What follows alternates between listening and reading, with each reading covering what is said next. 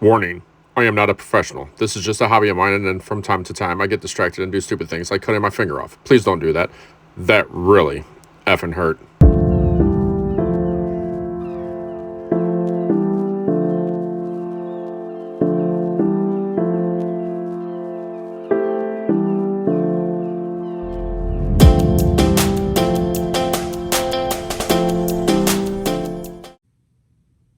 Hi,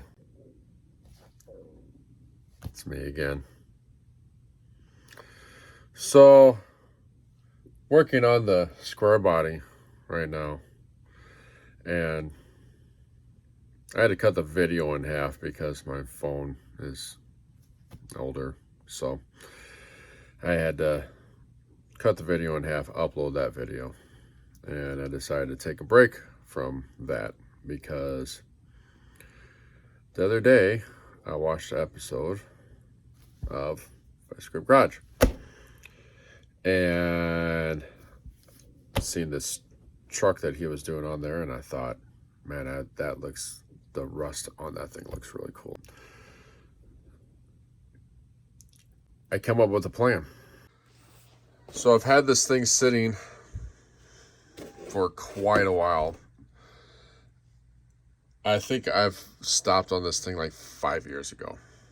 I just got bored with it. And I don't know why I stopped. I have no idea. I don't know where I was going with it. Yeah, like huge part of the fender's cut out there. That's, I don't know what I'm gonna do with that. Like, that doesn't even make sense because the rockers are still there and like the fender's gone. So I don't know. I don't know what I'm gonna do. But got this idea.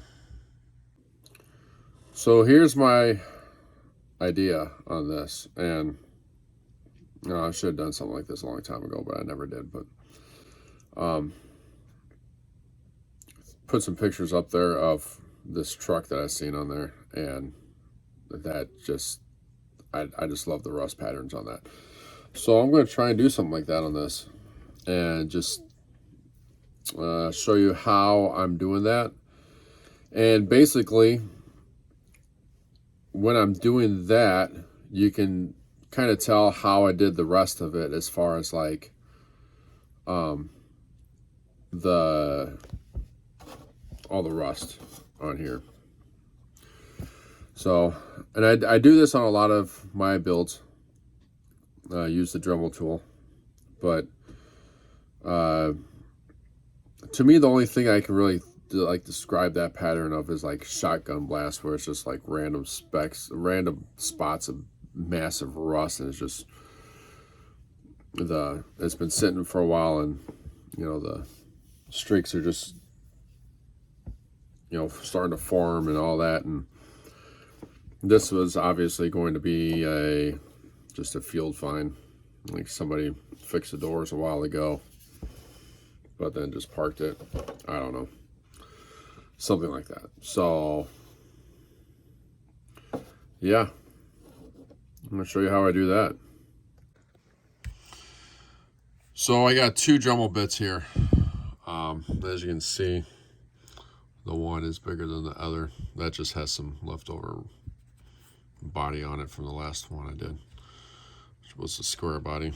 I'm gonna start off with that one for the bigger holes, and then get more into it with this one.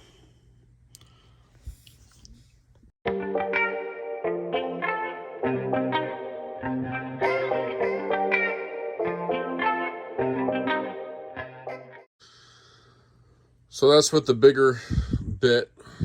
That's all I did there.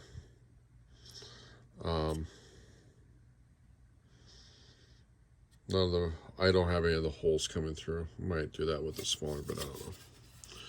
So that's all I did with that one. So now onto the smaller one.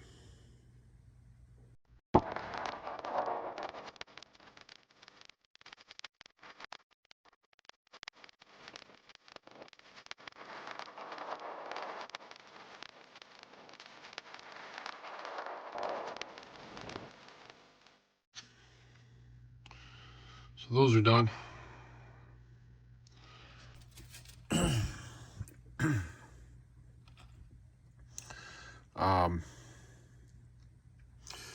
And we're gonna have to get rid of that rocker. That just does not look right.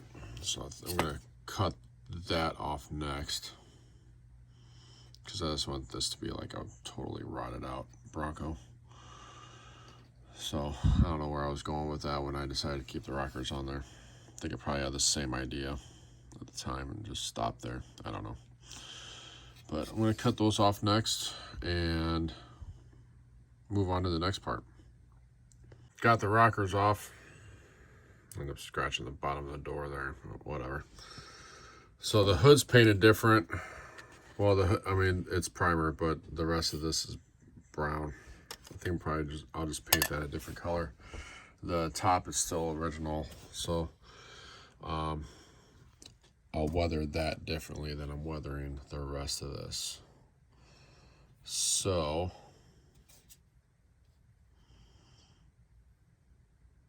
I think I'm going to start with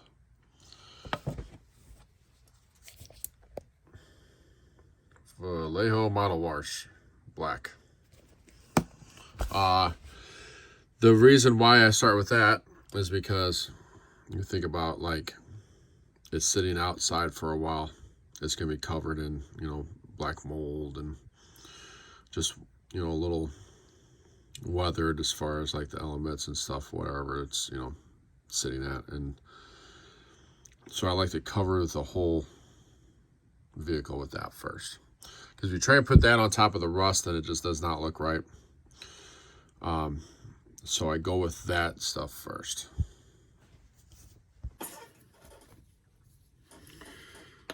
So when I apply this, all I do is just squeeze out the top a little bit.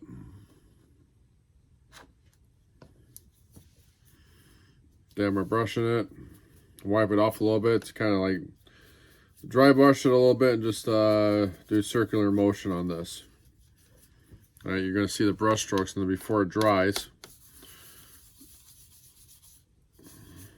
go back with the little sponge that I cut off and just keep doing that until you get to the point where you're happy with it.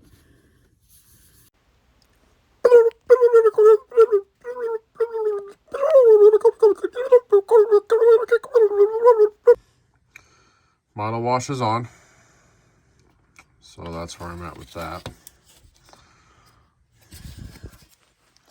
I think on this one I'm not going to really worry too much about the engine bay, because I'm going to have the hood shut on it, or just maybe just slightly open.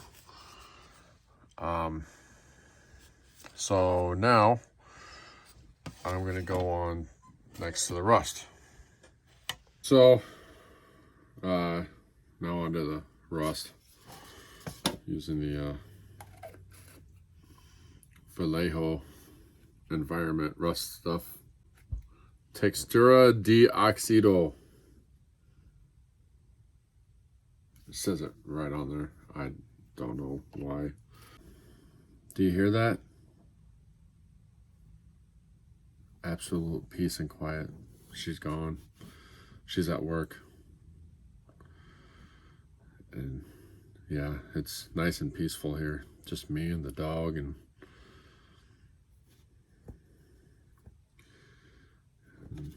a model. Just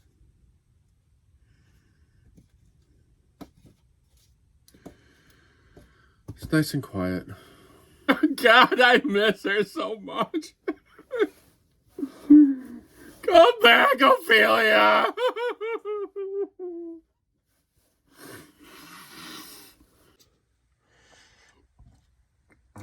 Rust is on there. Well, the rust texture.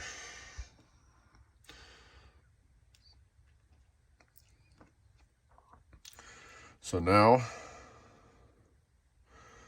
gonna clean up a little bit of that. And the way I do that is just basically with a 3000 grit, and it takes some of the high points off, as far as like where the liquid is on like the actual paint and not inside the holes. So do that real quick, and then on to that. All right, so now I'm on to this. I'm using the orange rust in here.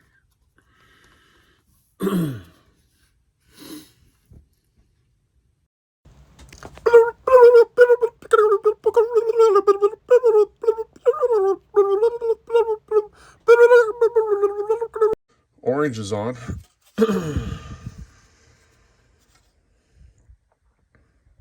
Now I'm not done, so just calm down, okay? Still gotta put some other colors on there because rust is not just one color. So what I like to do now is go to this one. Yeah, I can't open it with one hand. Go with the soot and the other rust. And not using as much on it, just kind of just working it in, making it look a little different colors here.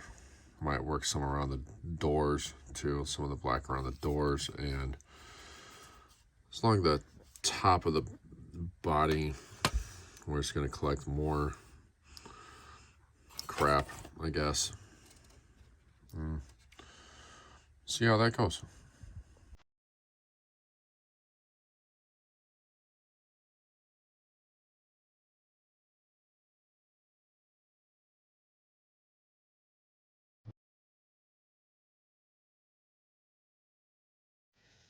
So that looks pretty good. I like that. Did a lot of the black. Did a lot up in here. Probably end up painting the top a different color than the rest of the body. But, you know, in your seams there, where everything comes down and it sets in there and then it comes back down after it, like, collects in there, you know, you want to get it a little bit darker and streaky, so that's what I did there. Other side pretty good. And you know, at first I didn't really like using these because I just felt like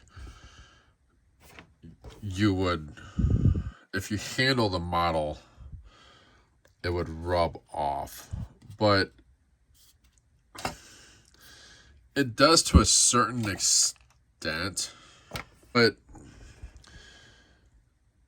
it doesn't ever just like fall off. So, I mean, you really got to wipe it off.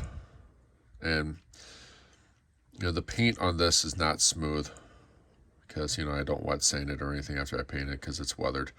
So it's basically sticking in, you know, the areas, whatever you want to call it, because it's not a smooth paint job, as you can see. So I don't really worry too much about that when I'm doing weathering. Now if like I took a wet rag, I could wipe it all off pretty easily, I guess, or at least most of it, but it's not going to come off. I've had other models that I've done like years and years ago, and it still looks the same as when I did it. You know, you just, when you pick it up, you just don't pick it up by the size like that. You know, you see it and you know that, yeah, there's that clay or whatever it is on there, and don't want to rub that off. But yeah, now this makes me want to finish this one. This thing's been sitting on the shelf for, I don't know, about 5 years probably, and yeah, that looks cool now. I'm really digging that one. So that's going to be it for this video. I will end up doing a full build on this one. There's a lot of models that I started that have not even come close to finishing yet, and I'm going to put all those up when, you know, as I continue building them. But yeah, if you haven't subscribed, please hit that subscribe button, And please like my video, share it, whatever. And I will see you in the next video. God, she needs to get home. I'm freaking starving.